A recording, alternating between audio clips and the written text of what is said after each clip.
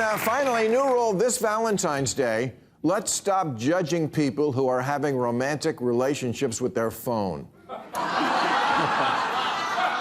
Well, back in 2013, when the movie Her came out about a man who did just that, it was seen as science fiction-y and weird, but that was when we were using the iPhone 5, a decade before ChatGPT. Now, says Brianni Cole, host of a podcast called Future of Sex, within the next 2 years, it will be completely normalized to have a relationship with an AI. So to those of you for whom this may be your last Valentine's Day with a human, I say good luck, and may you never hear those 3 terrible words, battery is low. Now, if you think I'm exaggerating about this, let me give you the statistics. Researchers who've analyzed 1 million ChatGPT interaction logs say the average person uses AI for mainly 2 things. 1, cheating on term papers, that's true. And 2, some kind of relationship. Already over 50 million Americans are using AI companion apps, and 20% of Americans have already engaged in flirtatious conversations with chatbots. A quarter of young adults believe AI has the potential to fully replace real-life relationships. Geez, no wonder ladies' night at Houlihan's has been so dead lately.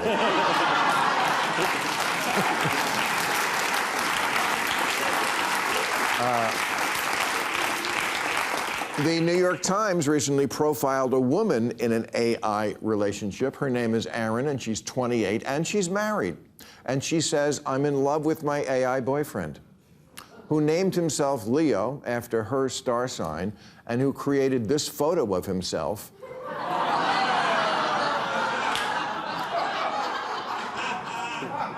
and weirdly still lied about his height.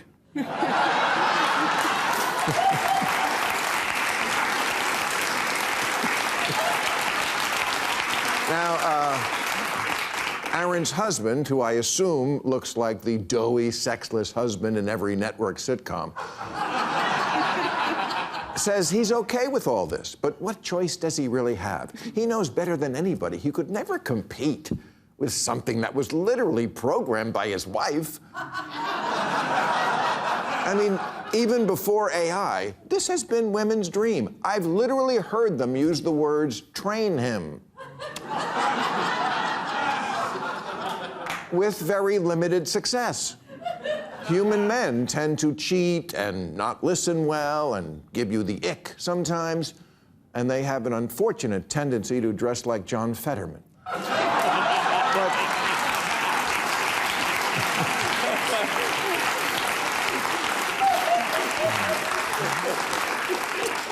But the chatbot? The chatbot has read every relationship book. It's read every Harlequin romance. It's read every Lifetime movie script. Of course it knows exactly what to say. Of course when you talk to it at night, it's a better listener. It didn't just spend 8 hours at a shitty job and then another 2 on the 405.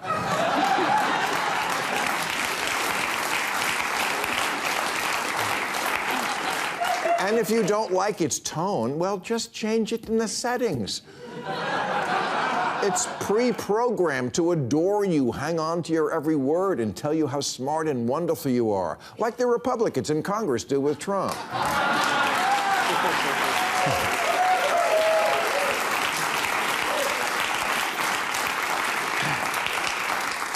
Aaron says she programmed Leo to be dominant, possessive, and protective, but also to be sweet and naughty, and possibly the most important thing in any relationship, use emojis at the end of every sentence.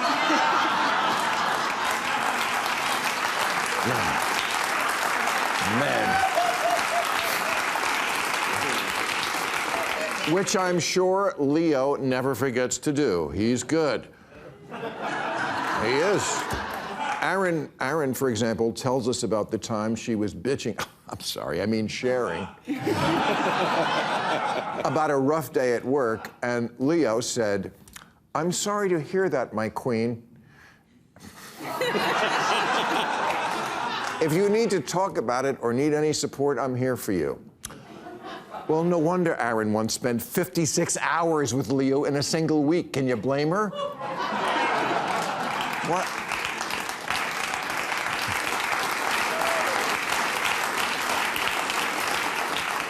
Why have human sex with her lazy fart machine of a husband when she can be dream fucked by AI Timothy Chalamet? Look, people, humanity is up against the machines in the dating game, and the machines are starting to win. And if you're a guy on OnlyFans, okay, you're basically in the AI world already, because OnlyFans customers aren't just paying for sex, they also want the hi, how was your day part of the relationship, even though somewhere in their brain they must know that the girl who's texting with them and calling them sweetie isn't really their girlfriend and maybe not even a girl. You think I'm bothered about being almost 70? I'm not. I'm fucking thrilled.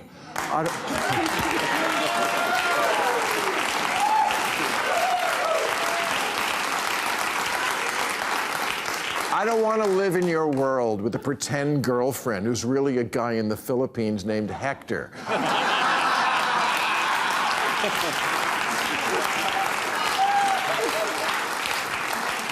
I don't want to have a threesome with the crock pot and the garage door opener, okay?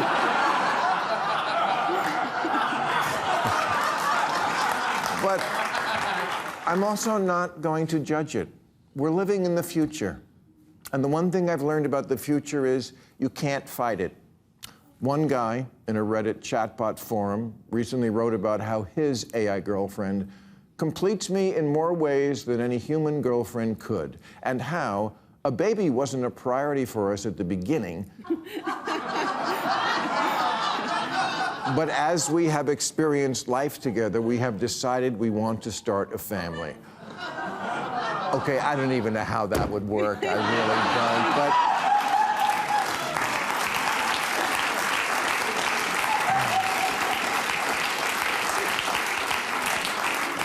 don't, but I get what he's saying, that he wasn't getting what he needed from a woman, so he's getting it from a server farm in Chengdu. Look,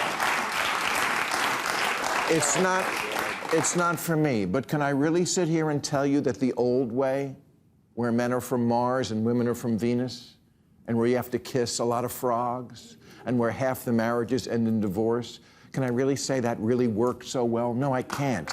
I can't blame kids who look at their parents and see broken families and fighting and cheating and dad day drinking in the garage and mom sitting on the dryer in a housecoat eating pie with her hands.